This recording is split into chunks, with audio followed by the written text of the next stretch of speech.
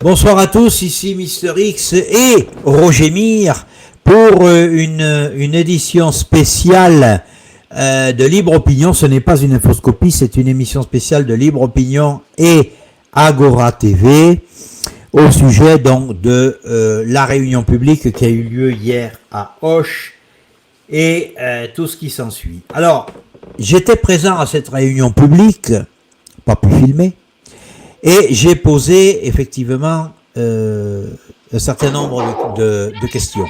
Alors, en fait, la première question, c'était, voilà, j'ai lu ce courrier-là. Je vais en montrer l'entête quand même. Alors, est-ce que c'est ça? Non, c'est pas ça. Là. J'ai lu ce courrier de la CFDT que je vais vous lire. C'est très important. On fait cette émission spéciale pour que les choses sortent. Donc, c'est un courrier que la CFDT avait écrit à M. Thomas Fatton, directeur général de la CNAM, 50 avenue du professeur André Lemierre à Paris, où on lui parlait, c'est une lettre ouverte, où on lui parlait de respect de l'obligation de neutralité. Monsieur le directeur général, nous appelons votre attention sur un article paru dans l'édition du Point, daté du 6 janvier. Le journal y présente l'équipe de la future campagne du président et précise, et je cite, sur la thématique de la santé et de la protection sociale par exemple, c'est Marguerite Cazeneuve qui est aux manettes. Ces textes du cabinet de conseil de McKinsey est passé par l'Élysée par Matignon avant de rejoindre en 2021 l'assurance maladie. C'est elle qui doit notamment définir avec son équipe les contours de la future des réformes des retraites que proposera le président. Fin de citation. Donc, la réforme des retraites, c'est Marguerite Cazeneuve, fille du député du Gers et donc de Auch, Jean-René Cazeneuve, et qui est en couple avec Aurélien Rousseau, directeur de cabinet d'Elisabeth Borne. Je lis un deuxième paragraphe. Si les informations publiées sont avérées et afin de prévenir tout risque d'emploi fictif, pouvez-vous nous assurer que Mme Marguerite Cazeneuve s'est mise en congé ou qu'elle exerce désormais à temps partiel ses fonctions de directrice déléguée à la gestion et à l'organisation des soins? Considérez-vous que l'aggravation de la crise sanitaire permette décemment à l'un de vos principaux adjoints, sous le regard de l'opinion, de ne pas se consacrer entièrement aux enjeux du service public de l'assurance maladie? Estimez-vous que l'engagement politique de Mme Cazeneuve, portant notamment sur des dossiers qu'elle supervise à la CNAM, est compatible avec l'exercice de ses fonctions de directrice déléguée à la gestion et à l'organisation des soins, au regard de l'obligation de neutralité du service public, d'une part, et compte tenu, d'autre part, du devoir de réserve auquel sont soumis les agents publics.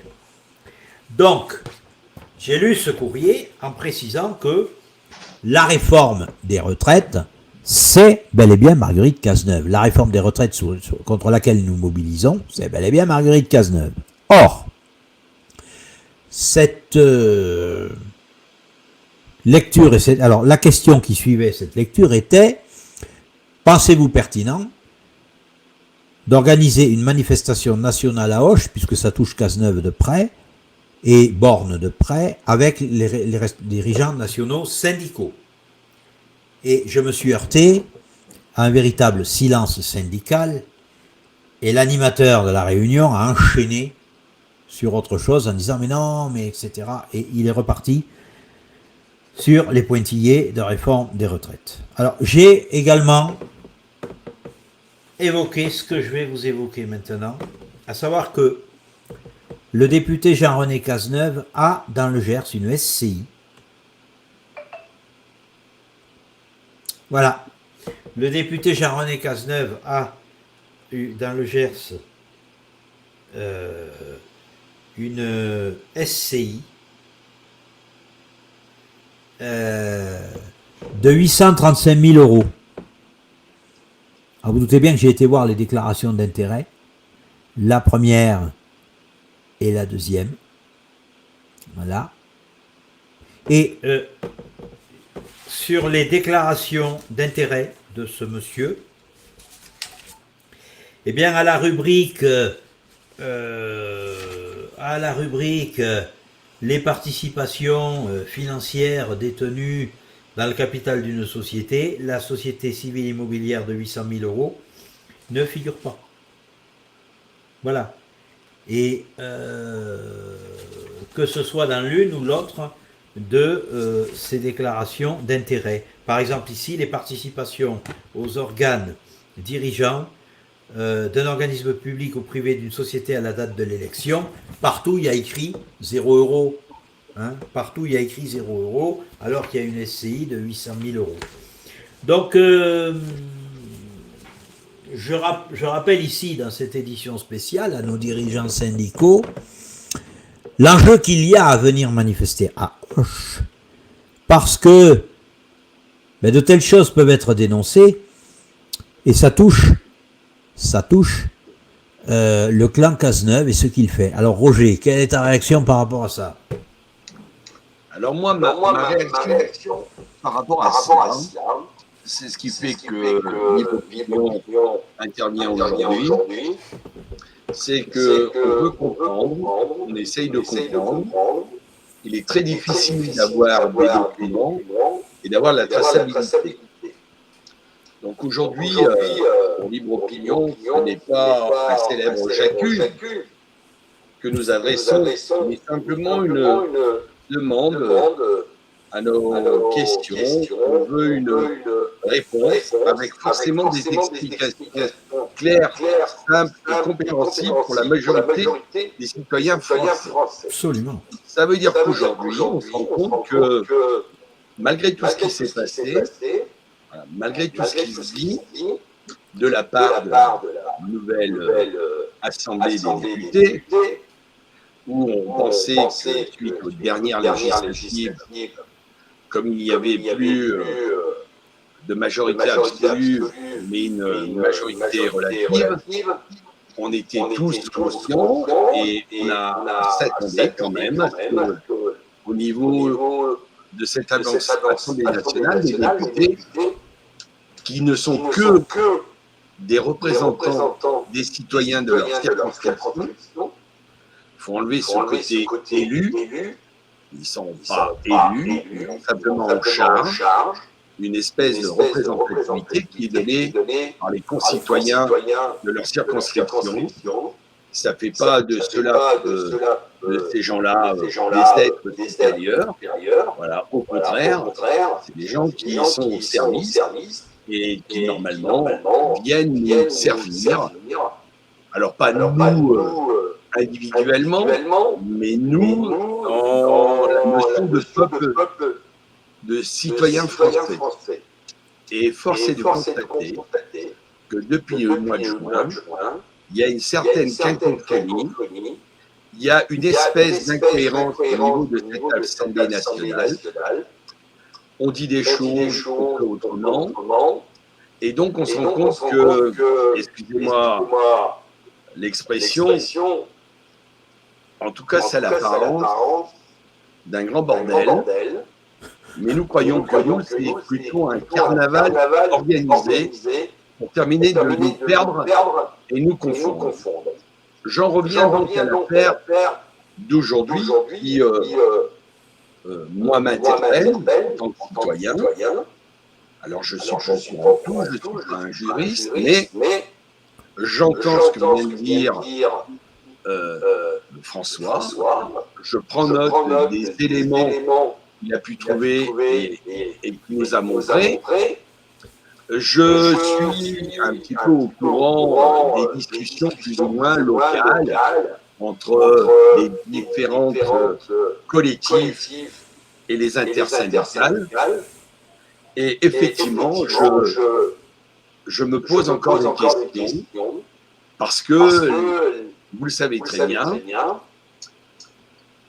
il y a déjà eu une montée en puissance des syndicats à l'époque du passage de la retraite à 62 ans. La loi est quand même passée, et puis tout est resté dans le calme, et tout a continué. Et les syndicats, qui sont force de proposition, n'ont pas travaillé derrière pour essayer de faire changer la loi, ou en tout cas de nous ouvrir la voie pour nous permettre de revoir et le cas échéant déjà, d'échanger déjà, de changer de cette première voie. Et aujourd'hui, je crains que nous soyons dans la même configuration, c'est-à-dire qu'ils sont montés, on peut les remercier parce qu'ils ont des connaissances, des compétences, que tous les citoyens ont bien voulu les accompagner pour faire voir leur désaccord, mais déjà qu'ils sont sortis et qu'ils se tardent d'avoir amené la majorité de Français en concertation, en paix et sans charivari dans la rue, la question est la suivante.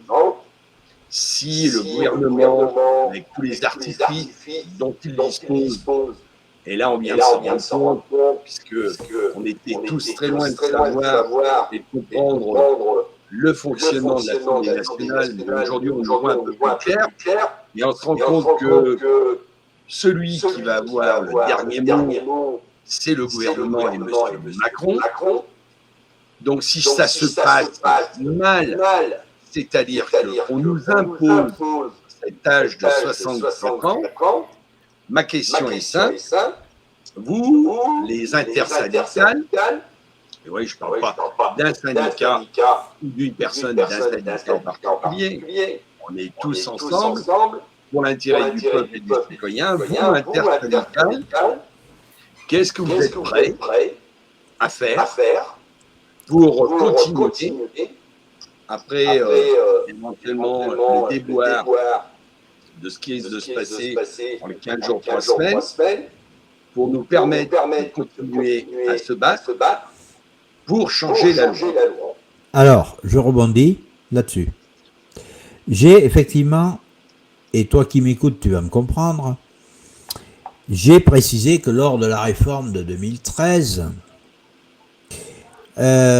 qui était on passait de 60 à 62, il y a eu une mobilisation et puis la loi est passée, elle a été promulguée et nous travaillons jusqu'à 62 ans. J'ai donc posé hier la question aux leaders syndicaux qui étaient là, leaders syndicaux locaux au CITER, en disant mais si la loi passe, vous faites quoi? Et j'ai eu droit à un silence syndical assez éloquent. Alors, je pense que Roger, tu es d'accord pour dire qu'il y a un gros enjeu à aller manifester à Auch et que tu appelles comme moi à manifester à Auch. Alors, simplement, j'ai envoyé un mail à tous les secrétaires généraux, c'est-à-dire nationaux des syndicats, mail que je vais vous lire en direct.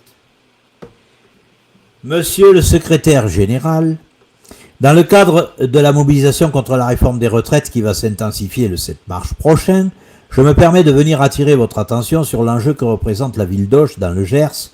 Cette préfecture de 20 000 habitants est le fief électoral du député LREM Jean-René Cazeneuve. Sa fille Marguerite Cazeneuve a élaboré avec ses équipes la réforme des retraites que nous combattons. Elle est en couple avec Aurélien Rousseau qui se trouve être le directeur de cabinet de la première ministre Elisabeth Borne. C'est dire que ce qui se passe à Auch est scruté de très près à Matignon. Manifester à Auch, c'est donc toucher la première ministre au plus près, surtout si les médias mainstream, attirés par votre présence, relaient le fait que le clan Cazeneuve, ce que fait le clan Cazeneuve. Les documents que je joins au présent courriel sont à ce sujet particulièrement éloquents. Je ne doute pas, monsieur le secrétaire général, que vous mesurez la pertinence d'une manifestation à Auch regroupant tous les leaders syndicaux nationaux. Alors, j'ai eu en direct là, sur mon portable, un retour de la secrétaire générale de la Confédération paysanne, Véronique Marchessault, me disant qu'elle n'était pas disponible pour me rappeler ce soir, mais qu'elle voulait échanger de même. Donc, déjà, ça commence à venir. Certains, peut-être, comprennent l'enjeu qu'il y a à venir à Auch. Alors, il y en a qui me diront, ça fait loin, c'est des sous, etc., etc. Mais mesurez que, vous savez, les délégués, les dirigeants syndicaux nationaux sont descendus dernièrement à Albi. Il y avait 55 000 personnes. 55 000 personnes qui s'assoient dans une ville de 20 000 habitants et qui disent « Nous nous relèverons que quand ça sera terminé », dans le fief. du père de celle qui a élaboré la réforme des retraites, je crois que ça vaut le coup d'essayer de faire basculer l'histoire. Qu'est-ce que tu en penses, Roger? Bah, moi, je serais tenté de dire, les gens qui me connaissent et qui me suivent, Hoche me paraît bien, parce que c'est décentralisé. Il me semble que tout le monde parle de décentralisation. Et tout le monde va à Paris, tout le monde à Paris. Donc, je ne vois pas comment on peut réussir et convaincre une décentralisation si on n'est pas des moyens. Et sinon, on n'est pas justement dans nos régions. Je profite de l'occasion de dire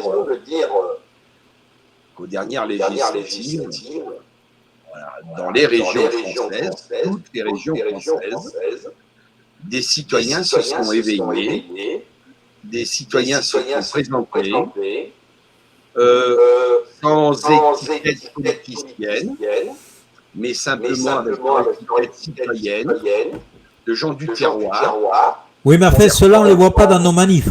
Ceux-là, on ne les voit pas dans nos manifs. Défendre nos territoires et nos régions. Et je pense que c'est par là qu'il faut commencer. Voilà, il faut remettre de l'ordre au plus près de chez nous, de manière à ce que ça puisse monter un peu plus haut.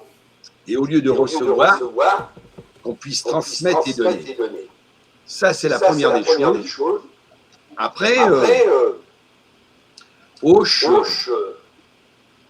je vais faire hurler certaines personnes, mais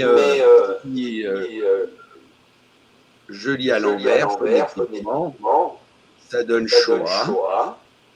Et là, effectivement, j'ai tout mon corps qui s'irrite, parce que ça ramène plein de mémoires, plein de choses qui sont passées il n'y a pas si longtemps que cela. Et aujourd'hui, nous qui nous disons éveillés et qui cherchons de trouver, d'essayer de trouver l'unité pour des solutions, tout ce qu'on est en train de voir dans les grandes médiatrices, c'est qu'ils sont en train de nous préparer quelque chose qui a déjà un goût de réchauffer. Alors, pourquoi je dis ça? Roger, on me dit en commentaire qu'il y a un écho quand tu parles. Il faudrait que tu règles ton micro. On me dit qu'il y a un écho quand tu parles. Oui, mais je sais pas ce qu'il faudrait faire, mais je m'en excuse. Mais je vais rebondir sur ce que je disais. Vous savez pourquoi je parle d'un goût de réchauffer? Quand ces derniers jours, on voit une personne très importante qui nous resserre, qui viennent me chercher, ou qu'ils aillent devant la justice, force est de constater que la personne qui dit ça, elle rigole, puisque cette personne a une immunité due à son poste.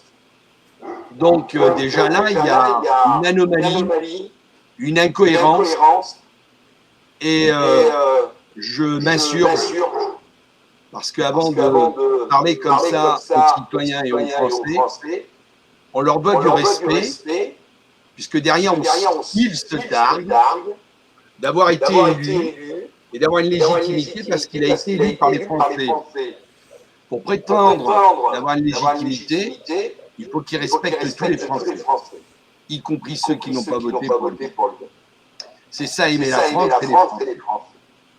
Donc je disais ça simplement parce que, François, tu sors quelque chose de très concret, où ça demande vraiment réflexion, parce que on sait très bien que le gendre, la fille, avant d'être dans cette mélasse des retraites, il n'y a pas si longtemps, ils étaient dans la mélasse de McKinsey.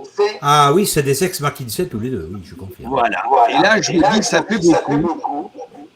Et je sais que sur une journaliste qui a beaucoup de talent, que j'apprécie, a dit sur les ondes, est-ce que la décision d'État dépend des cabinets privés. Et à preuve du contraire, Il y a un écho terrible, Roger. Il y a un écho terrible. On t'entend mal. Il y a un écho terrible. à preuve du contraire, par rapport à ce que tu viens de nous annoncer, de montrer, et ce que je viens de vous dire, on est en droit vraiment de se poser cette question.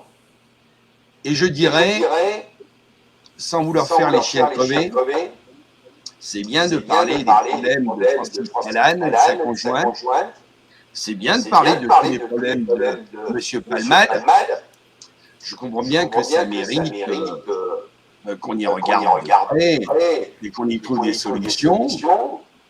Mais avant de s'occuper de ces choses-là, on aurait mieux de s'occuper de l'intérêt de la France, ou puis au sommet de l'État, dans l'intérêt des citoyens. Et là, sincèrement, je suis comme la fosse, je suis sceptique. Alors, je réponds moi à un commentateur qui disait mais c'est pas parce que la femme Cazeneuve habite à Auch que ça va changer quelque chose. Alors je vais te répondre, mon ami. Si tu as dans une ville une baraque de 800 000 euros, que tu apprends un jour que la ville fait 20 000 habitants et qu'il y a 50 000 personnes qui manifestent dans la ville en permanence, tu vas quand même regarder à 2 fois ce que tu fais parce qu'on te touche au portefeuille. Pour commencer. Deuxièmement, effectivement, comme le disait Roger, c'est l'occasion d'aller ailleurs qu'à Paris. Parce que Paris, on se fait gazer. Paris, on perd un œil. Paris, c'est là où sont les blindés de la gendarmerie. Ils ne feront pas 1000 bornes pour descendre. Ils ne feront pas 1000 bornes pour descendre. Alors, il faut savoir que ces gens-là, au niveau de l'État, ils détournent l'argent. Et je vais encore en fournir une preuve. Je vois que le nombre de spectateurs diminue, mais quand on dit la vérité, ça ne plaît pas, mais je vais en fournir une preuve. Et ici, je relais, j'en reparlerai demain dans Infoscopie, un message de Ouria Awimer. Elle est à la tête de l'agence de garantie des salaires. Donc c'est une organisation patronale inconnue qui remplit une fonction très importante. C'est que grâce à 1,5 milliard d'euros par an cotisés, elle permet de rémunérer les salariés dont les entreprises ont été placées en redressement judiciaire. Et Ouria Awimer a dénoncé et a demandé de relayer des dérives de l'ancienne direction et de mandataires judiciaires. C'est-à-dire qu'il y a eu un énorme détournement de fonds. Et depuis, elle est menacée de licenciement. À 53 ans, elle est devenue une lanceuse d'alerte, ce qui lui impose une sécurité rapprochée au quotidien, vous avez bien entendu. Et elle déclare qu'elle a le sentiment de faire l'objet d'une véritable chasse à l'homme. Donc, elle, dont le destin ne prévoyait pas ça, doit désormais collaborer avec plusieurs enquêteurs pour dévoiler les milliards détournés sous une menace permanente. Donc, vous voyez que tout ça relève de la même, comment on va dire, de la même procédure que là où il y a de l'argent, l'État veut le détourner. Et donc la réforme des retraites, ça relève aussi de ça. C'est pour ça qu'il ne faut pas se laisser faire et il faut que la mobilisation soit dans la continuité. Alors je vais laisser la parole à Roger, parce qu'après je vais vous dire les conséquences de cette mobilisation et il faudra faire des réserves à tous les niveaux. Roger. Oui, alors moi je reprends parce que ce 7 mars est quand même une date capitale et qu'il y a plein de gens qui sont bien, chacun avec sa vision des choses de tout, qui veut marquer, il est important de marquer. Parce que c'est une date qui a annoncé, il y en a eu 2 autres avant, les gens se mobilisaient, ça s'est bien passé, c'est formidable. Le 7, si on se mobilise, et si un maximum de gens vont faire l'effort de descendre à Auch, c'est parce qu'on sera dans le premier cercle de cette affaire retraite. Roger, tu peux remédier à l'écho en fermant ton haut-parleur, me dit-on. je sais pas. Alors, mon haut-parleur, je ne sais pas où il est. J'avoue que je ne suis pas un technicien. Alors, je fais une tentative, tu me diras si c'est ça. 2 petites secondes. Alors là, on ne t'entend plus du tout. Bon. Et là, maintenant. Alors là, on t'entend. Bon. Et il n'y a plus d'air ni avoir d'écho. Alors là, moi, j'ai plus d'écho. Je vais quand même regarder ce que disent les commentateurs. Bon, voilà. Et apparemment, c'est bon. Alors, continue ce que tu disais. Tu appelais les gens à descendre à Auch. Voilà. Oui, c'est-à-dire que être capable, pour ceux qui le peuvent, de faire voir que non seulement nous suivons une mobilisation qui est effectivement soutenue par les intersyndicales, et on n'est pas des ennemis, on est simplement de la complémentarité, et il nous faut effectivement, peut-être, faire voir que la France profonde, voilà, est bien là, est bien présente, qu'elle n'a jamais arrêté, et aller et descendre sur Auch, effectivement, je pense que c'est une façon de faire voir que on est prêt à suivre, on peut avancer. Ce que, alors c'est moi personnellement, par des formations professionnelles, c'est la Gascogne, et c'est une belle histoire parce que c'est un terme que j'utilise. C'est un pour tous et tous pour un.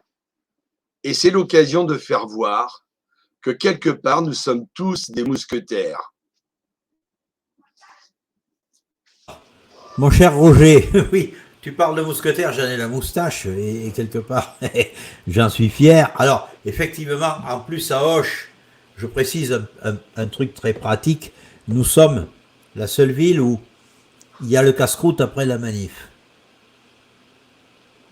Quelque chose de très pratique. Alors, ben, puisqu'on en est au pratique, voilà la mobilisation. Alors donc, 7, 8 mars et pour la suite, c'est tous les jours à 10h30 aux allées de la gare à Zic. Vous demandez à Auch quand vous arrivez, tout le monde connaît la gare à Zic. Voilà. Il y aura un pique-nique tiré du sac ou le casse-croûte sur place, des animations, musique, et on occupera la place de la Libération tous les après-midi. On attend tout le monde. Et le 8 mars, c'est la journée internationale de la femme. Et donc on a une équipe féminine assez dynamique qui organise ça. Donc mesdames, on vous attend de toute la France, et comme on dit en Gascogne, que em navoy, Dio voy. Ce que femme veut, Dieu le veut. Donc, je pense que ça va être quelque chose de mémorable, dans les rues d'Auch. Donc, c'est l'occasion effectivement de faire voir qu'on est là, qu'on est nombreux, qu'on ne cédera pas, qu'on ne laissera pas détourner l'argent. Et d'autant plus qu'il y a un danger. Alors, la première chose, c'est que il s'agit de mettre la France à l'arrêt. Je rappelle quand même, enfin c'est en tout cas ce qui s'est dit hier soir, que les dockers, à partir du 6 mars, 20h, ne déchargeront plus ni les pétroliers, ni les gaziers, ni aucun bateau. Que à partir du 6 mars, 20h, les raffineries auront le robinet fermé. Que à partir du 6 mars, 20h, les routiers arrêteront les livraisons. Faites des réserves de nourriture maintenant. Achetez des bouteilles de gaz maintenant. Si vous vous chauffez au bois, prenez votre camion, allez chercher votre bois dans les coupes maintenant. Parce qu'après, vous n'aurez plus de carburant. C'est maintenant qu'il faut faire tout ça. Parce que là, on s'achemine vers un bras de fer. Sauf, et là, je voudrais bien avoir le point de vue de Roger, je parlerai aussi dans l'infoscopie demain soir, les préparatifs de guerre s'intensifient et se précisent. Et il se pourrait que, sous prétexte de guerre, on interdise les manifestations. Donc là, il faudra voir ce qu'il faudra faire. Roger, à toi la parole. Oui, j'en ai fait allusion tout à l'heure, un petit peu, quand je dis ce qui m'hérissait sur les poils. L'histoire sert à ça. L'histoire doit nous servir à apprendre de nos erreurs et à éviter demain de reproduire les mêmes erreurs. Et c'est le but et le rôle des politiciens. Et ça, ils l'oublient. Et ça, ils l'oublient. Et ils en sont responsables devant le peuple. Je dis bien, ils en sont responsables devant le peuple. Quand on ne sait pas et qu'on commet une erreur, on est pardonnable dans la mesure où derrière, on a la volonté de remettre les choses dans l'ordre. Voilà. Là, aujourd'hui, avec tout ce qui se passe, tout ce qu'on entend, on se rend compte que on repart dans une direction et dans un sens qui ne sent pas bon. Effectivement, à vouloir armer à outrance les uns ou les autres, ça veut dire qu'à un moment ou à un autre, tout le monde est tenté de se servir et d'utiliser ce qu'il a. Moi, je dirais simplement, soyons sages, redonnons du sens aux choses. Quand on n'a plus d'argent, parce que soi-disant, notre dette a explosé et on doit beaucoup d'argent, avant de vouloir réinvestir plus de 300 milliards d'armement pour assurer notre survie et assurer, soi-disant, notre sécurité, et qu'à côté de ça, on dit que pour permettre aux gens de vivre en toute tranquillité, en toute sérénité et apporter la prospérité, on a peut-être un déficit de des milliards. Là, j'avoue que j'ai peut-être pas été très fort en maths, mais là, j'avoue que je comprends pas. Et je n'arrive pas à comprendre. Et il m'est difficile de comprendre. Donc, aujourd'hui, moi, ce que je peux dire, c'est qu'il faut pas arrêter de se mobiliser. Je sais que vous êtes des milliers à le faire, chacun avec vos collectifs, chacun sur vos territoires. Bravo, bravo, parce que il faut du courage, ça prend beaucoup de temps. Mais aujourd'hui, il est temps, à mon avis, il est temps d'aller de l'avant et il est temps non pas d'avoir de l'exigence, mais simplement avoir du bon sens et tous ensemble ouvrir le dialogue pour remettre ce bon sens en place, bon sens paysan. Moi, je suis pas paysan, mais j'ai pas mal d'amis qui sont paysans. Et avant de récolter, d'abord, ils ont beaucoup de patience et ils savent prendre le temps parce que s'ils ne préparent pas, ils ne peuvent pas récolter. Donc, nous, on devrait faire la même chose. On devrait revenir à des choses très simples. C'est qu'est-ce qu'on veut demain? Est-ce qu'on veut une guerre totale? Et là, on y est parti. Pour qui? Pourquoi? Et on peut se poser la question. Ou est-ce que tout simplement, on se dit, avec toutes les horreurs du dernier siècle, est-ce qu'aujourd'hui, on n'est pas en capacité, comme le disent certains, de revoir le ruissellement, de prévoir le ruissellement autrement? On pourrait parler d'irrigation, voilà, pour permettre à la vie et à la terre de produire et de nourrir. Ben, ce ruissellement, à mon avis, il devrait être autre. Pourquoi? Parce que tout le monde n'arrive pas à vivre correctement, tout le monde n'arrive pas à boucler les fins de mois, et à côté de tout ça, on entend des 6 milliards, des 40 milliards de bénéfices. Et là, effectivement, c'est comme tout à l'heure entre les 300 milliards et les 10 milliards, il y a quelque chose qui, pour moi, ne tourne pas rond. Il y a quelque chose qui est incompréhensible. Je veux bien faire l'effort, je veux bien essayer de comprendre, mais là, j'arrive pas. Là, sincèrement, j'arrive pas à comprendre. Et si je suis là ce soir, c'est que effectivement, j'ai des enfants, j'ai des petits-enfants, et ce qui m'importe, c'est pas de mettre sur le pic les têtes des gens qui me plaisent pas.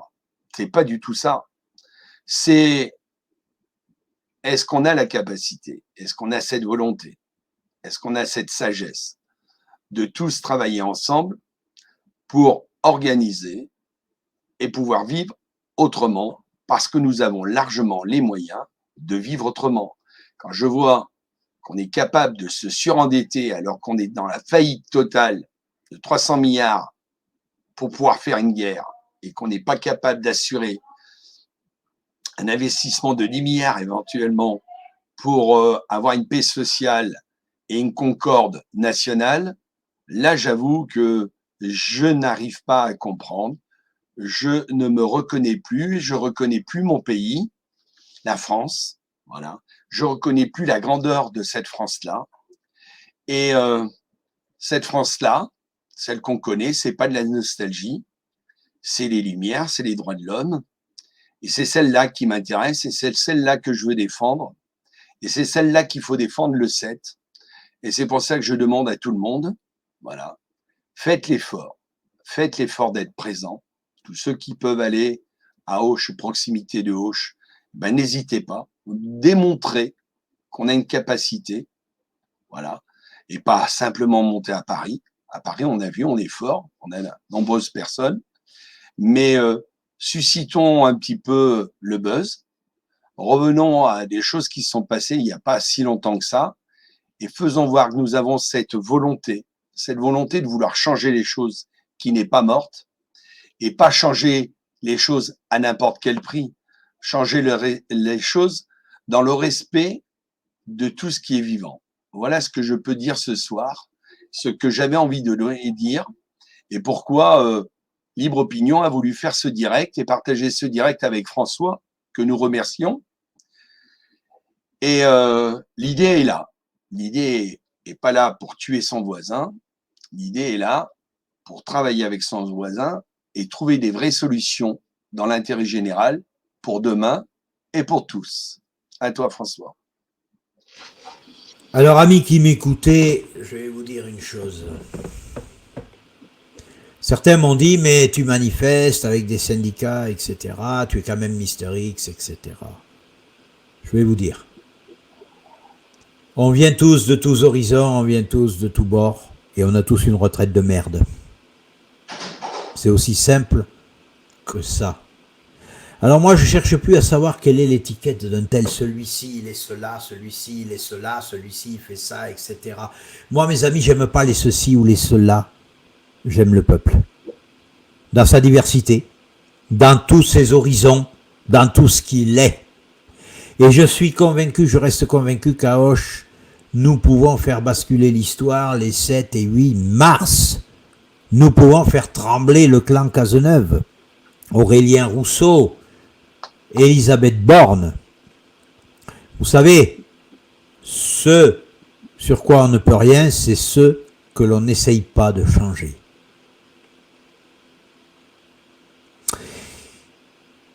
J'ai connu quelqu'un qui était missionnaire chez les Esquimaux, et les Esquimaux avaient une coutume terrible, qui était d'abandonner les gens trop vieux dans un igloo pour mourir, dévorés par les renards et les loups, et dans la langue du coin, ils disaient « Ayornarman », on n'y peut rien. Eh bien moi je vous dis que si vous le voulez, on y peut quelque chose. Ça peut changer si vous le voulez. Il faut oublier nos clivages, il faut oublier tous les horizons dont on vient. Ah, je veux pas être avec ceux-là parce que c'est tel parti, je veux pas en entendre parler. Non. Non, non. C'est tous ensemble. Tous ensemble et tous unis. Donc à Auch, les 7, 8 et puis la suite aux allées de la Garazic, et nous avons bien marqué sur le tract tous les jours. Tous les jours. C'est-à-dire qu'on ne cédera pas. Et quelque chose va partir du Gers, puisque j'étais samedi dernier avec les boulangers. Et les boulangers, eux, je prends l'exemple d'un boulanger que je connais bien, du côté de Valence sur Baïse. Boulanger qui avait 1800 € de facture d'électricité tous les mois, qui fait un très bon pain, qui fait d'excellentes chouquettes, il les a d'ailleurs distribuées lors de la manif, parce que nous sommes en Gascogne. Eh bien, lui, il a reçu une facture d'électricité de 150 000 €, le prix de sa maison. Comment il fait? Comprenez bien qu'il ne peut pas. Ces gens veulent nous détruire. Et je profite ici, et j'espère que Roger va réagir là-dessus. D'ailleurs, Roger, je serais aussi très heureux de t'accueillir à Auch. Mais il faut savoir que ces gens-là font partie de réseaux pour lesquels, quand on n'est pas de leur groupe, on est des sous-hommes. Et je voudrais bien savoir, voyez, ceci, Le jour où vous aurez saisi que nos élites pratiquent des rituels sataniques avec orgie, incluant des sacrifices d'enfants, vous pourrez aussi comprendre que pour ces mêmes personnes, forcer les gens à s'empoisonner avec de faux vaccins ou avoir une retraite de merde n'est qu'une broutille. Et je pose la question à ceux qui vont encore au bureau de vote. Est-ce que vous croyez que des gens comme ça, on les dégomme avec des bulletins dans des urnes? Je vous laisse répondre dans les commentaires. Tiens, vos réponses m'intéressent et je cède la parole à mon ami Roger. Voilà. Donc, ça a fait voir que on est tous un petit peu dans la révolte, qu'on veut tous trouver des solutions, qu'on a tous, par rapport à ses connaissances, ses compétences, son milieu, des points de référence. Vrai ou faux, c'est à voir. Mais en tout cas, où je peux accompagner François, c'est de dire que toutes les dérives, quelles qu'elles soient, de quelque parti que ce soit, de quelque groupe que ce soit, il faut que ça s'arrête. Ça ne peut pas continuer comme ça, parce que on va au massacre. Donc oui, voilà, il faut à un moment ou à un autre. À Paris, on a une place qui s'appelle Place de la Concorde. Voilà. Et ça a été pour créer la concorde du peuple français, des citoyens français, suite à la Révolution et à la période de la Terreur. Alors oui, tous ensemble, refaisons une concorde. Une concorde, non pas pour une nouvelle monarchie, non pas pour une monarchie institutionnelle, mais pour une vraie valeur démocratique, une vraie volonté démocratique dans le respect des individus et du monde vivant.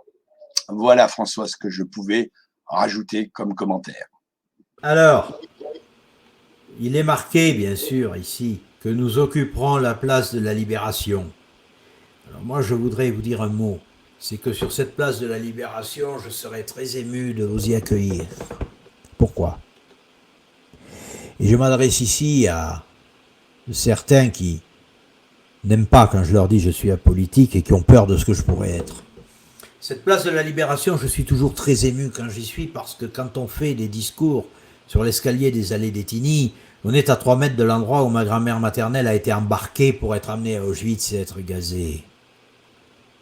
Et on est à 50 mètres de la mairie, sur le toit de laquelle mon grand-père paternel est monté mettre le drapeau tricolore le 1er septembre 1944.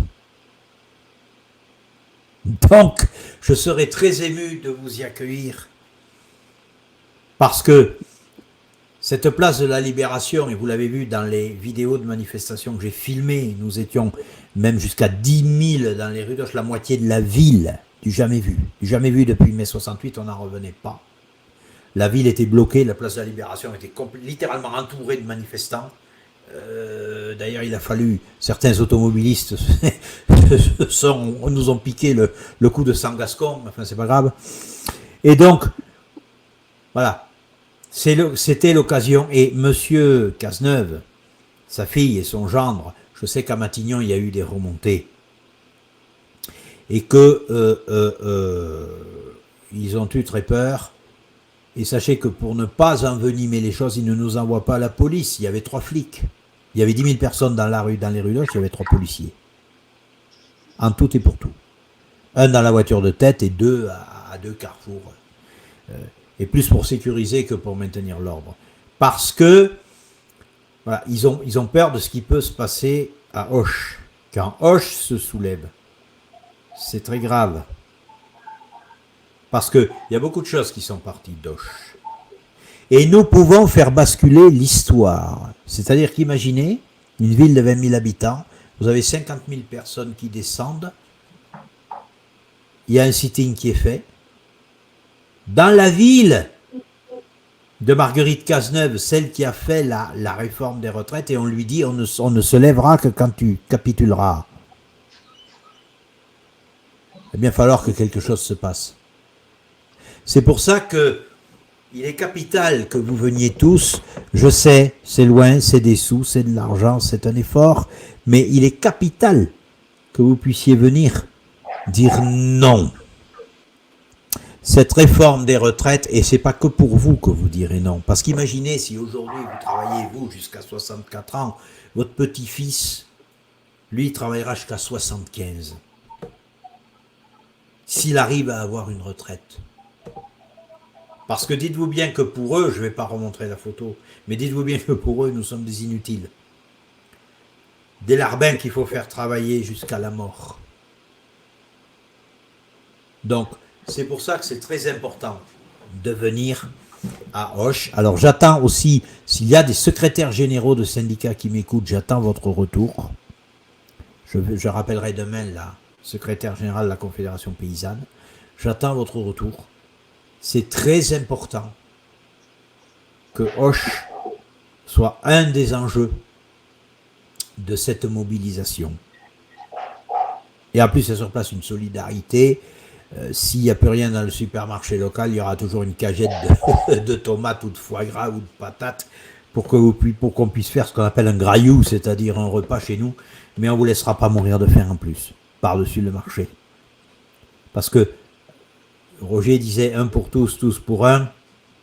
C'est exactement cette devise-là, c'est la devise des mousquetaires. Il est escrimeur. Et c'est justement pour dire on ne laissera pas quelqu'un mourir de faim. Par contre, M. Cazeneuve, qui vous laissait pousser la moustache à la D'Artagnan, et Roger est escrimeur, il va me comprendre, je vous préviens, M. Cazeneuve, nous, on ne travaille pas avec des épées mouchetées. Roger, à toi. Bah écoute, moi j'ai participé, j'ai dit ce que j'avais à dire. En tout cas, j'ai exprimé l'idée et la volonté de libre opinion. La télévision des esprits limpides. On n'est pas là pour se battre, on n'est pas là pour molester, on est là pour être respecté, on est prêt à respecter dans la mesure où ce que nous pouvons construire ensemble, ça soit du bon sens et dans l'intérêt général, on sera toujours force de proposition. Après, sans menace ni rien, c'est comme tout. Quand on pousse les gens à l'extrême, même plus loin de l'extrême, on blesse les gens. Et tous les chasseurs le savent, qu'il n'y a rien de pire de chasser une bête blessée. Voilà. Et je le dis avec beaucoup, je vais dire beaucoup d'amour. Alors les gens vont dire du violent, non, mais beaucoup d'amour, d'humilité, de respect à la vie, de respect aux anciens, de respect aux jeunes. Voilà. Et c'est ce qui nous manque un petit peu, redonner du sens et avoir l'espoir, se revoir dans 15 jours pour ne pas parler de risque de guerre, mais pour parler de choses positives. Voilà, pour donner envie de vivre, avoir envie de vivre. Voilà. Et il est temps que on puisse passer à des choses comme ça. Nous devrions déjà être sur des choses comme ça. Voilà, et c'est pas utopique. C'est simplement un père de famille, un homme parmi tant d'autres, qui a un cœur et qui parle avec son cœur et qui s'adresse à tous et à toutes en disant ne soyons pas stupides, parlons avec notre cœur, partageons, respectons-nous et ne rentrons pas dans les clivages dans lesquels ils veulent nous faire rentrer. Ne rentrons pas dans ce jeu-là et ne tombons pas dans le piège. Soyons et retrouvons notre dignité. Voilà François. Merci à tous. Alors, en terminant cette émission, donc plusieurs choses. D'abord, je vous retrouve demain soir dans Infoscopie à 19h comme d'habitude et vous verrez que il y a beaucoup de choses qui s'intensifient, on en parlera. On reparlera de cette affaire de l'Agence de garantie des salaires, bien sûr. Je voudrais aussi donner un salut à nos amis d'Agora TV. Alors Rafi d'Agora TV devait être là ce soir et puis on ne peut pas, il n'a pas pu parce que nous avons quelqu'un qui a porté Agora TV, qui s'appelle Mike, et qui est parti cet après-midi aux urgences, et il a été opéré d'urgence d'une tumeur au cerveau foudroyante. Donc Mike, on est avec toi, et on espère que tu te rétabliras. Bien sûr, on continue avec Agora TV, hein, ça ne fera pas taire Agora TV. Et on continue avec Rafi, David et Mike. On espère que tu sortiras très vite et que tu rejoindras l'équipe très vite. J'attends donc tout le monde à Auch. Je remontre là le tract. Hein. Les 7 et 8 et puis la suite. Alors on a mis le 9 mars à ombré, mais j'espère que ça ne sera pas ombré. Et donc tous les jours, rendez-vous aux allées de la gare Azik. Tout le monde connaît Auch, hein, les allées de la gare Azik. Pour le retrait de la réforme des retraites, et puis occupation de la place de la Libération après-midi, et puis avec le casse-croûte sur place, animation, pique-nique tiré du sac. Bref, on ne cédera pas. J'aurai la joie, je pense, d'accueillir Roger. D'accord. Et comme ça, voilà. Donc il faut que cette mobilisation s'intensifie. Donc à demain soir sur Infoscopie. Messieurs les secrétaires généraux et secrétaires générales de syndicats, si vous m'écoutez, eh bien, je vous invite, vous avez le numéro de téléphone dans le courriel que je vous ai envoyé, je vous invite à reprendre contact avec moi, c'est important. Mais merci à Madame Véronique Marchessault de la Confédération Paysanne qui m'a qui m'a envoyé un message, je vais reprendre contact après. Et bien, tous ensemble, hein, on lâche rien, on y va. Et alors, il y a quelqu'un qui disait dans les commentaires, mais Paris, ça fait peur à Monseigneur Macron. Non, parce que Monseigneur Macron, quand il s'appète, il va en Espagne, aux Pays-Bas, où il repart au Touquet. Il y en a un autre qui a dit 50 000 sur 70 millions, c'est pas énorme. Alors, la réponse, elle est là. Si, dans une ville de 20 000 habitants, c'est énorme. Et si une ville est bloquée, avec les leaders syndicaux dans la ville, ça attirera les médias mainstream. Et là, bien sûr, ça commencera à sortir. J'envoie, et c'est le dernier mot que je dirais, vous connaissez l'adresse d'Infoscopie, maintenant, mrxinfoscopie@gmail.com. J'envoie sur simple demande les documents que j'ai montrés ce soir. Vous savez que je travaille sur preuve. Voilà. Eh bien, merci Roger d'avoir participé à cette émission. Merci à Libre Opinion. Et nous rendons l'antenne. Et comme comme disait Léon Zitrone, à vous Cognac G, à vous la régie.